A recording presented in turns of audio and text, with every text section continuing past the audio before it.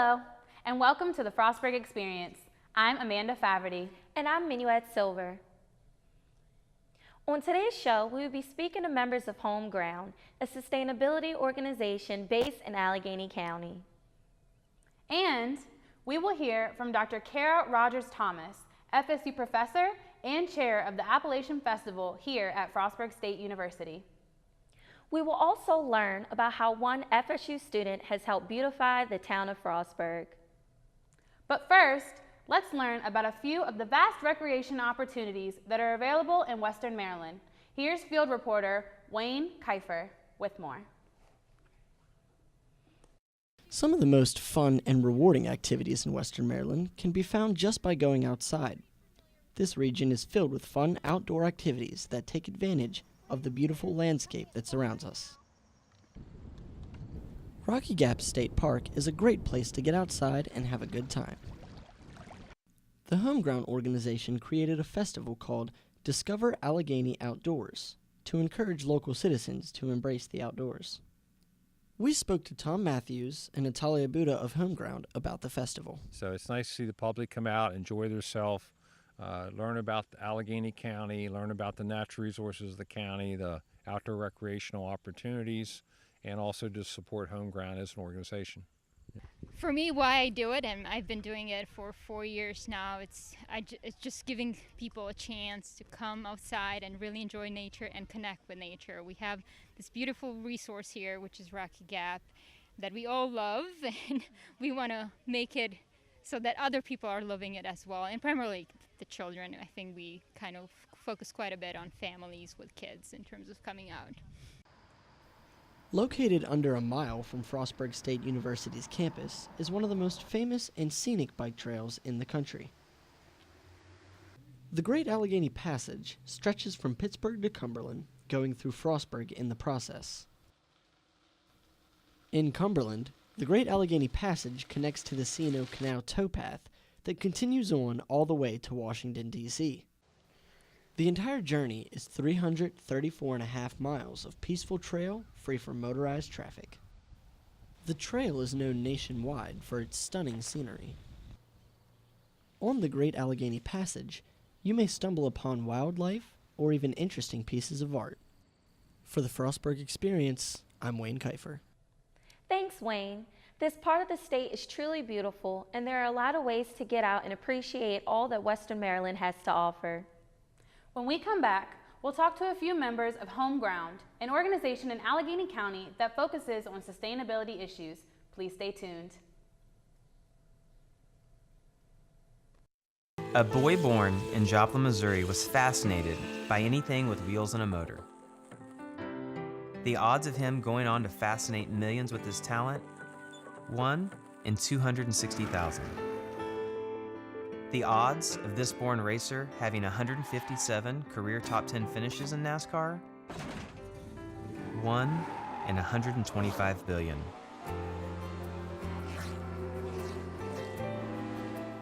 The odds of him winning both the Daytona 500 and the Brickyard 400 in the same year? 1 in 195 million.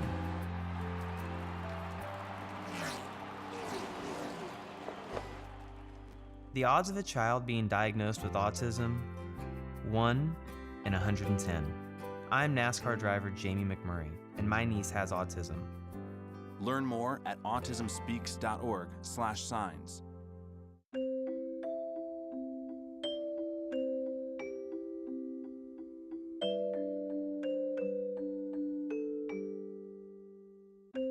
Lead paint poisoning affects 1 million children today. If you're pregnant or have young children and your home was built before 1978, you could be at risk. Learn how to protect your family. To find your home's danger zones, the health effects, or just to find help, log on to leadfreekids.org. Welcome back. I'm joined in the studio by the chair of the Board of Directors of HomeGround, Christine Steinbrenner, and board members Tom Matthews and Natalia Buda. Welcome. Christine, let's start with you. Okay. What is the purpose of HomeGround as an organization? Well, Minuet, thanks for having us, first and foremost. HomeGround was established because we recognized a need in Allegany County. In 2011, the organization began, and it began on the basis that people love nature. So we created this nonprofit, fully volunteer-based organization to provide outdoor opportunities for people to learn about the natural resources in Allegany County. Tom, how has HomeGround evolved since the beginning? Well, it started out over a cup of coffee at lunch from a couple of people that just love the outdoors and love the natural world. And you know, this county is so rich in natural resources, our streams, our forests, our wildlife. We are so blessed to be able to live in a region with so much outdoor environment and nature right, you know, close in our backyard. That's why we called it home ground, because it's the ground where we all have our home on. Originally it started out as a small cadre of people very much interested in the outdoors. We're about 5 years into the organization now. We're very well established. We have a board of directors. We have an annual membership banquet. In fact, we just had it here about 3 weeks ago. We had about 60 people at our banquet. We had a gentleman from the Department of Natural Resources, a forest ecologist, that gave a wonderful, engaging talk about the endangered plants and animals of the county. But we've now probably in the last 5 years provided about 50 programs on different nature-based subjects, black bears, coyotes. We do hikes. We have an outdoor festival every year at Rocky Gap State Park. So the organization is very solid, very viable. We're strong. We're getting more and more recognition in the community. So we're very happy. Yeah. That's great. Natalia, what are your thoughts on other opportunities for recreation that are available in Western Maryland?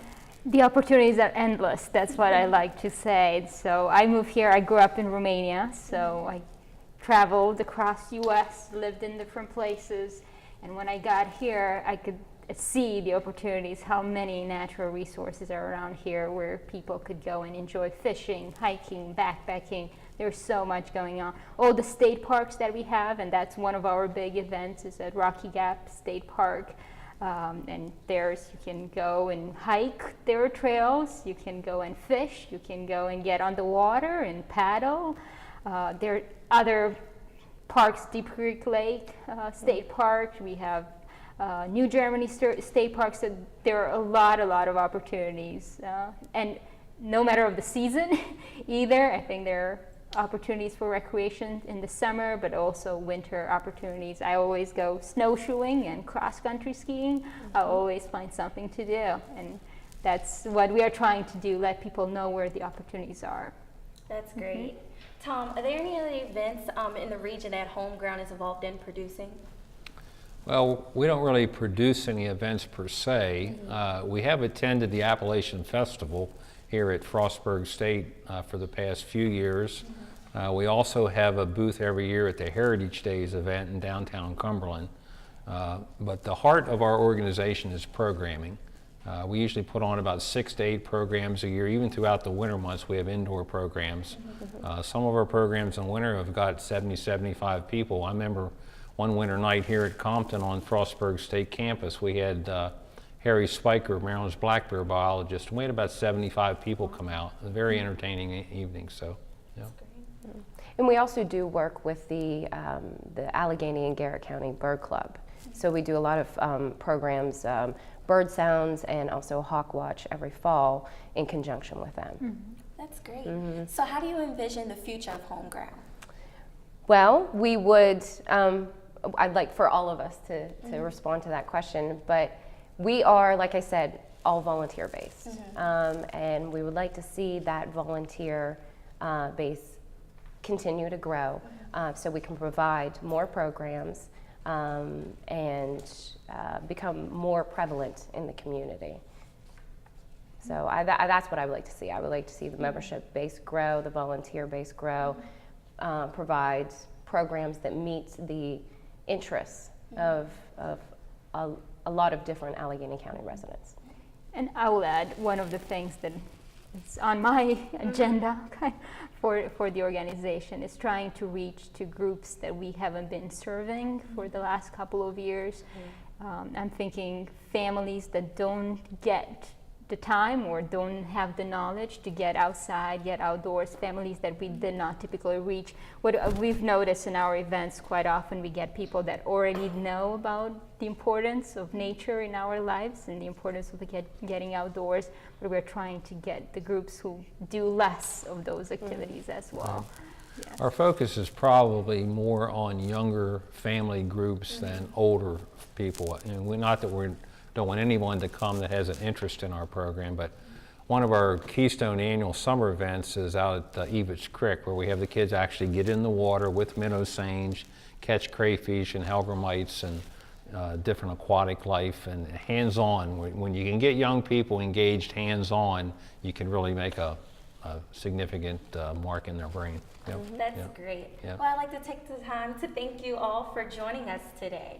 Thank you for having Thank me. you. Thank you. Next, we get festive with local events that sponsor charities, enrich the community, and promote the overall enjoyment of life and culture in Western Maryland. Field reporter Adam Brandt has more. Here in Western Maryland, there are many festivals, some of which aim to give back to the community. We visited 3 festivals in the region: the Art and Wine Festival in Deep Creek Lake, Maryland, the Appalachian Festival at Frostburg State University, and the Autumn Glory Festival in Oakland, Maryland. One of the organizations that benefit from the Art and Wine Festival is Heart for Animals. Heart for Animals is a nonprofit organization located in Accident, Maryland, that is dedicated to saving the lives of homeless pets in Western Maryland. We talked to Mike and Mercedes Pellet about Heart for Animals. The option came up for someone to be the charity that would benefit from the Art and Wine Festival. And amongst the many organizations who put in their bids, Heart for Animals was selected, as well as GLAF, which is our sister organization on this event. Garrett Lakes Art Festival is a nonprofit organization based in Garrett County, Maryland. They are the largest performing arts organization in the county. We spoke to Mary Callis about their involvement with the Art and Wine Festival. I think this is what makes Garrett County a great place to visit and a great place to live. You can come and see how everybody in the county gets behind the nonprofits and supports each other in this great event. The Appalachian Festival is held in Frostburg, Maryland. It is comprised of many events and performances that celebrate the culture and heritage of the region. We spoke to Ken Metz, a local author, and Julie Metz, a local artist, about the festival. It's just wonderful, you know, we can come here and listen to the music and enjoy, and we can purchase all kinds of crafts and that we don't see anyplace else. This is the best, really the nicest festival that we've ever been to, I think. The Autumn Glory Festival is held in Oakland, Maryland, and is a celebration of the local fall foliage. Autumn Glory is often voted as one of the top fall festivals in the country.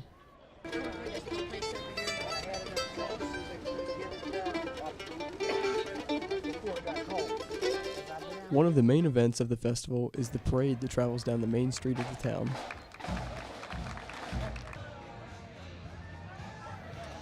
Other events include the farmers market, craft sales, live music, children's activities, good food, and the pumpkin launch. For the Frostburg Experience, I'm Adam Brandt. Thanks, Adam. When we return, Amanda will be joined by Dr. Kara Rogers-Thomas, who will be talking about Frostburg's annual Appalachian Festival. Please stay tuned.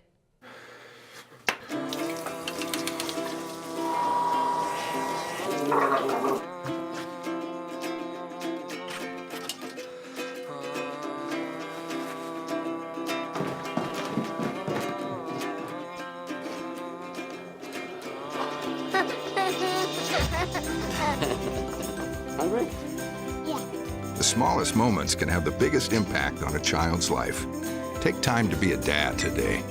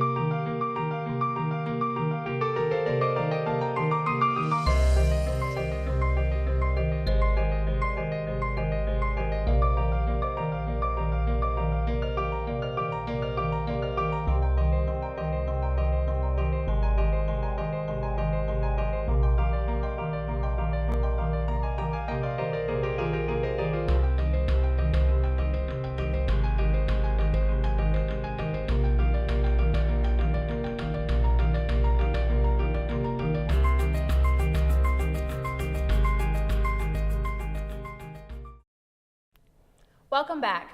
I'm joined in the studio by Dr. Kara Rogers-Thomas, the director of Frostburg State University's annual Appalachian Festival. Welcome to the show, Dr. Rogers-Thomas. Glad to be here, thank you.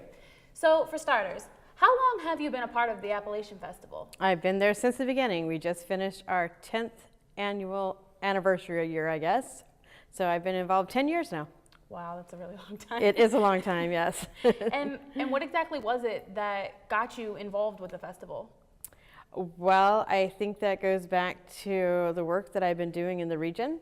At that point in time, I had spent a lot of time documenting traditional arts and traditional music in Western Maryland and the surrounding region of West Virginia and southwestern Pennsylvania. And I was talking to folks with the Cultural Event Series, and we started thinking about, wouldn't it be nice if we had some sort of venue where we could bring all of these people that I've been meeting together, and we could really kind of show off what we have to offer in Western Maryland with regard to traditional arts. So the conversation started in that way, and we thought we'd do a little festival. And I've been involved in festivals before, numerous festivals, so I knew what I was getting myself into at the time. I don't think the Cultural Events Series quite knew what they were getting themselves into, but we put together the first event, and we called it the first annual Frostburg State University Appalachian Festival. And I felt, wow, if we're going to call it annual, that means this isn't a one-shot deal. We're going to have to continue to do this year after year after year. And that's exactly what's happened. Wow, that's really cool. So what would you say is your favorite part of the Appalachian Festival? It's really hard for me to answer that question. I think the music probably is what I most enjoy. I have a great time working with the musicians and scheduling the music and trying to figure out how we can have a kind of a good balance between bluegrass music and old-time music and traditional Irish music and Scottish music that you also find in the region. I even like to throw some Appalachian blues in there as well. So it's a lot of fun to be able to put that musical lineup together. And I think that's what people are attracted to when they come to the festival. You know, we started out with one music stage. Now we have 2 music stages, but we have multiple venues because we have music going on in the chapel area, and we have the 2 stages going on simultaneously. And even in our folkways tent, we do a lot of music and dance in the folkways tent. So at any given time, there could be 4 different musical performances happening at the festival simultaneously.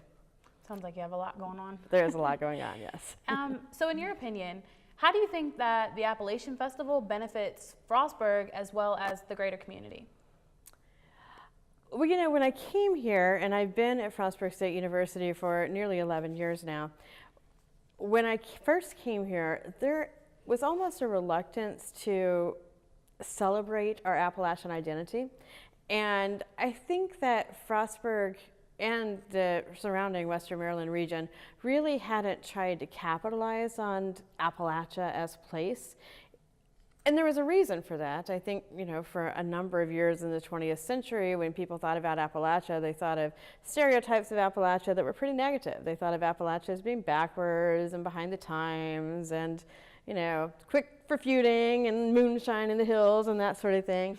And I think this region tried to celebrate a more kind of industrial past. They were really proud of the coal mining in the area. They were proud of starting the school and the best dressed miners, etc. So they really hadn't latched on to the idea of being Appalachia. I think we were kind of betwixt and between. And when I came here from North Carolina and I had spent a lot of time in East Tennessee, I was finding that, you know, the Appalachian culture was definitely here. We were very much a part of Appalachia. And so in a way, the Appalachian Festival was begun in order to reclaim that heritage and reclaim that association with the Appalachian Mountains and celebrate the identity. What had happened in other areas of Appalachia is they were reclaiming that concept and they were turning it into something very positive and something to be proud of. And I think that the Appalachian Festival intended to do the same for Western Maryland. And I think it's done that. I think we've been really successful in reclaiming that positive identity of Appalachia. That's really great. So for the future, where do you see this festival going? You know, a lot of people ask me, so are we going to go into a 2-day festival? What are we going to do? And I just don't know. I mean, pretty much we have a programming committee, but I'm the one who puts most of it together. So I feel like we have probably done as much as we can do at this point in time without going into an extra day. So I think my hope is that we'll just continue doing what we've been doing. We're a 3-day event. I want to grow the festival, grow the audience, and really focus on having a solid audience for all of our performers. And is there any other comments that you'd like to leave us with? Well, I just hope that everyone will come out for the festival. We're always the 3rd weekend of September, so it's easy to mark your calendar and make plans to attend. Awesome. Well, thank you so much for coming in, and we really do appreciate your time. Thanks for inviting me. Frostburg recently had a facelift. Let's take a look at what FSU student Paris Ashley created for the town. Field reporter Wayne Kiefer has more. In an effort to beautify the city of Frostburg, Frostburg State University student Paris Ashley painted a mural on one of the buildings just off of Main Street. This was a historic event in the city's history, being the first major public art installation in downtown. This project took Paris 9 weeks to complete. Here you can see some of the progress that Paris made from start to finish.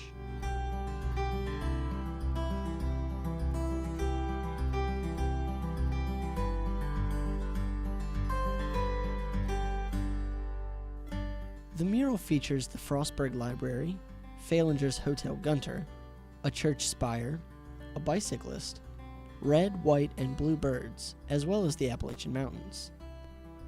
Art is an important part of the community, and Frostburg State University has many talented artists to offer. Paris Ashley has kept that tradition alive with his outstanding mural. And for the Frostburg Experience, I'm Wayne Kiefer. Thanks, Wayne.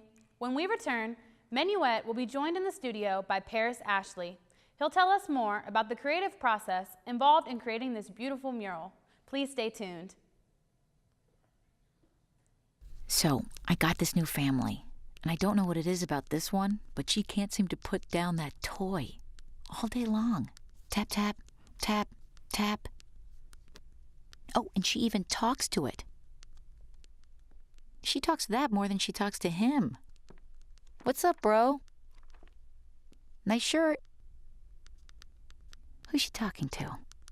Her mom? She talks to her mom a lot.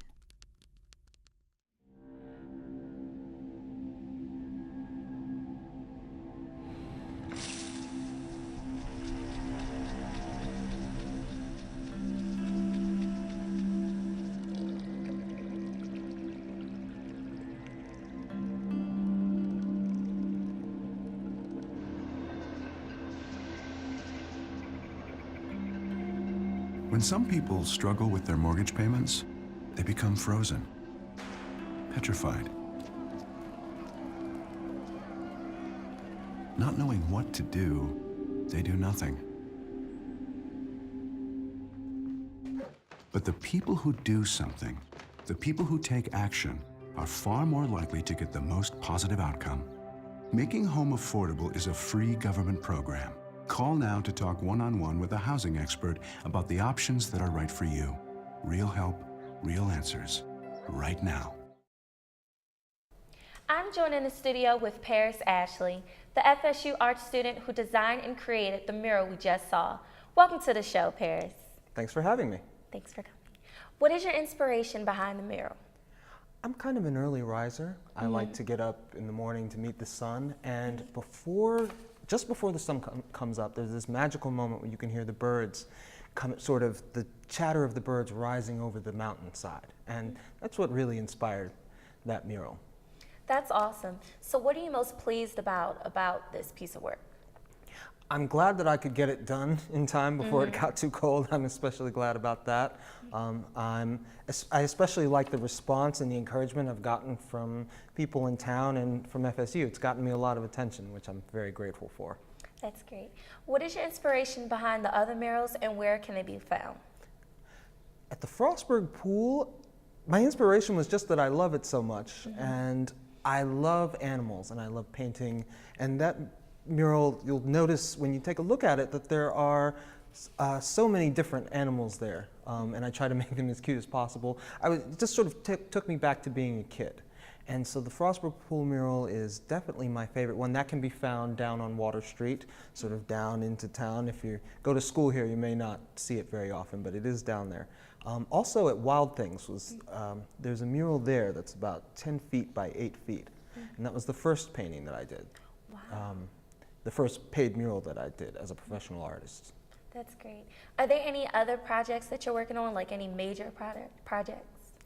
I just started a mural for a new client, the new owners of Queen City Creamery in Cumberland, and that should be a pretty amazing project. I'm putting a lot into it. It's a nighttime view of a bistro in downtown Cumberland, and will include a few buildings there and whatever special effects I can throw in. That's great. Paris, thank you for taking the time to speak with us today. You're very welcome. That's all we have for today's show.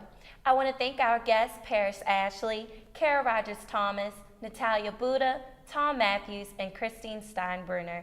For Amanda Faverty, I'm Minuet Silver. Thank you for joining us, and be sure to catch the next episode of the Frostburg Experience.